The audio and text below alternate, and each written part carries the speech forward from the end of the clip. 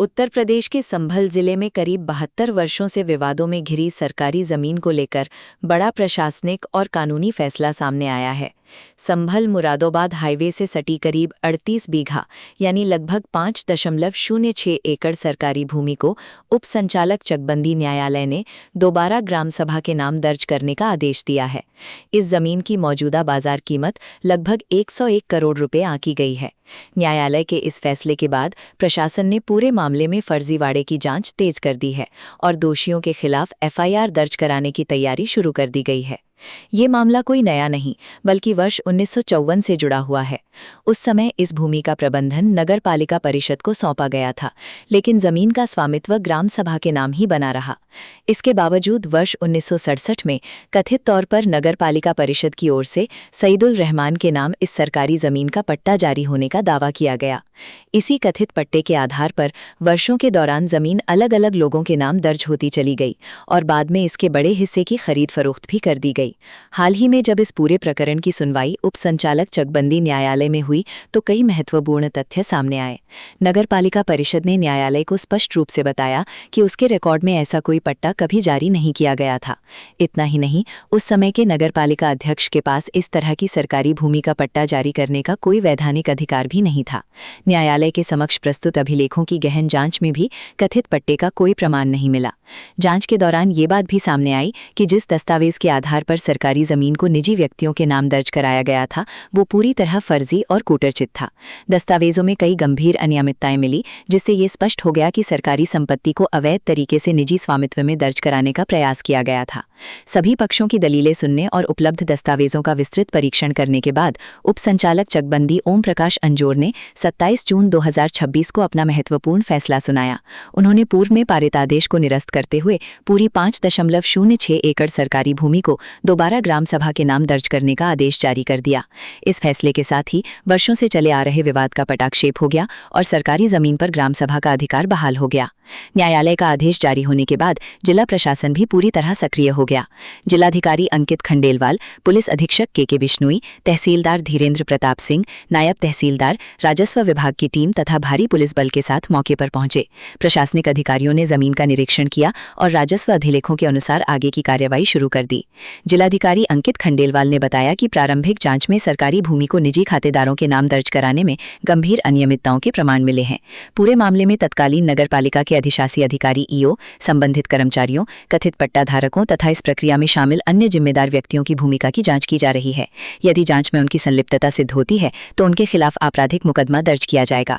प्रशासन का कहना है कि सरकारी संपत्तियों पर अवैध कब्जे और फर्जी दस्तावेजों के जरिए किए गए स्वामित्व परिवर्तन को किसी भी कीमत पर बर्दाश्त नहीं किया जाएगा। इस मामले में दोषी पाए जाने वाले लोगों के खिलाफ कड़ी कानूनी कार्रवाई की जाएगी ताकि भविष्य में सरकारी जमीनों पर इस तरह के फर्जीवाड़े को रोका जा सके। इस फैसले को संभल जिले में सरकारी भूमि संरक्षण की दिशा में एक बड़ी सफलता माना जा रहा है।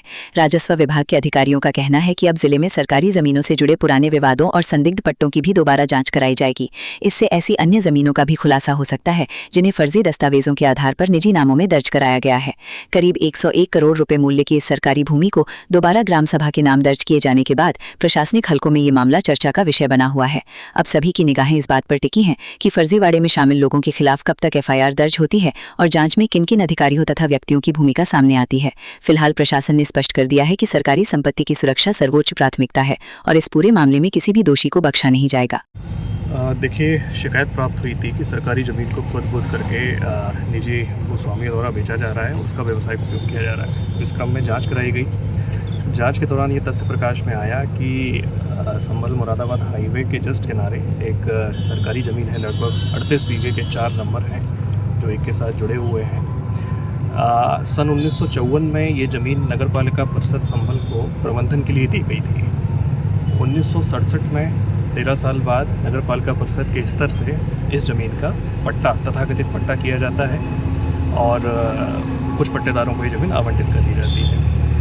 प्रथम दृष्टया नगर पालिका को प्रबंधन के लिए दी गई ज़मीन के पट्टा करने का अधिकार नहीं होता है, तो ये प्रारंभ से ही शून्य था। उसके पश्चात ये कब्जा पट्टेदार का हो जाता है। सन 1991 में आकर के अपर तहसीलदार कोर्ट में इस अवैध कब्जेदार जो सईदुल्लाह थे उनको अवैध कब्जेदार माना गया और उनकी बेदखली का आदेश होता है। उसके बाद इसकी अपील अपर जिलाधिकारी कोर्ट में होती है, 92 में वो भी खारिज होती है और इनको कब्जेदार मानते हुए इसे सरकारी ज़मीन माना जाता है। इसी बीच चकबंदी कोर्ट में इनके द्वारा बात दायर किया जाता है, जिसमें डीडीसी के स्तर से रिमांड करके पुनः सुनवाई के लिए इनको मौका दिया जाता है। 2005 में फिर से चकबंदी अधिकारी के पास ये मामला जाता है और उनके द्वारा सुनवाई करके इसको ग्राम सभा की भूमि यथावत रखी जाती है। इस आदेश के विरुद्ध एसओसी के यहाँ अपील की जाती है, अपील भी खारिज होती है और फिर से इसे सरकारी ज़मीन मानते हुए राज्य सरकार की ज़मीन बताया जाता है। 2008 में एसओसी के आदेश के विरुद्ध तत्कालीन डीडीसी जो प्रेम सिंह खड़क थे, उनके द्वारा अपने क्षेत्राधिकार से परे और गलत तथ्यों के आधार पर इस ज़मीन को निजी खातेदारों का बता दिया जाता है और उनको कब्जा दिए जाने के आदेश कर दिए जाते हैं। इस आदेश के विरुद्ध नगर पालिका प्रबंधन के द्वारा एक अपील हाईकोर्ट में आयोजित करने का प्रयास किया जाता है। अपील दाखिल भी हो जाती है, किंतु आश्चर्यजनक ढंग से 2013 में तत्कालीन ईओ राजकुमार गुप्ता इनके द्वारा हाईकोर्ट में withdraw application not press application file की जाती है कि उपरोक्त प्रकरण में नगर पालिका पैरवी करने का इच्छुक नहीं है। ये मामला फिर धीरे धीरे बढ़ता हुआ आता है, कई बार कई स्तरों पे इसमें जांच होती है। अभी जब हाल में ही हम लोग के संज्ञान में ये मामला आया तो इसमें पूरा 1954 से लेकर के अब तक तफ्तीश कराई गई और ये पाया गया कि ये नवीन पर्ती की ज़मीन है, बेशकीमती ज़मीन है, जिसका अलग अलग समय पे गलत लोगों के द्वारा अपने अपने व्यावसायिक प्रयोग के लिए उपयोग किया गया। नाम दर्ज कराने का भी प्रयास किया गया।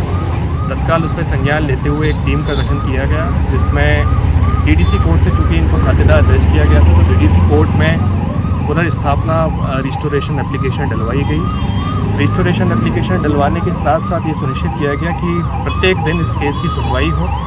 हालांकि बहुत इसमें प्रत्यक्ष और अप्रत्यक्ष रूप से कोर्ट में सुनवाई ना हो पाए, इस आशय हेतु में कुछ लोगों के द्वारा प्रयास भी किए गए, लेकिन फाइनली कल डीडीसी कोर्ट के द्वारा ये सुन करके राज्य सरकार के पक्ष में निर्णय कर दिया गया। इसके क्रम में तुरंत खतौनी से उन खातेदारों के नाम हटा करके राज्य सरकार का नाम दर्ज किया गया, ग्राम सभा का नाम दर्ज किया गया नवीन पर्ती के अंतर्गत। और इसके साथ साथ तत्कालीन ईओ, तत्कालीन उस समय जो मानचित्र के नक्शा बनाने वाले जो नगर पालिका के कर्मी थे, वो लोग डीडीसी जो 2008 में इस ज़मीन को निजी खातेदारों की बचा चुके थे और ऐसे सभी संबंधित बैनामा कराने वाले और जो मूल रूप से पट्टेदार थे, उन सभी के विरुद्ध एफआईआर भी कराई जा रही है और जो विभागीय लोग हैं उनके खिलाफ विभागीय कार्रवाई इसमें बताई जा रही है। सर टोटल ज़मीन कितनी होगी, कितने लागत करोड़ की होगी सर? लगभग 38 बीघा ज़मीन है और आज की बाजार मूल्य के हिसाब से इसकी कीमत 101 करोड़ रुपए से ज़्यादा है। ठीक है, थैंक यू।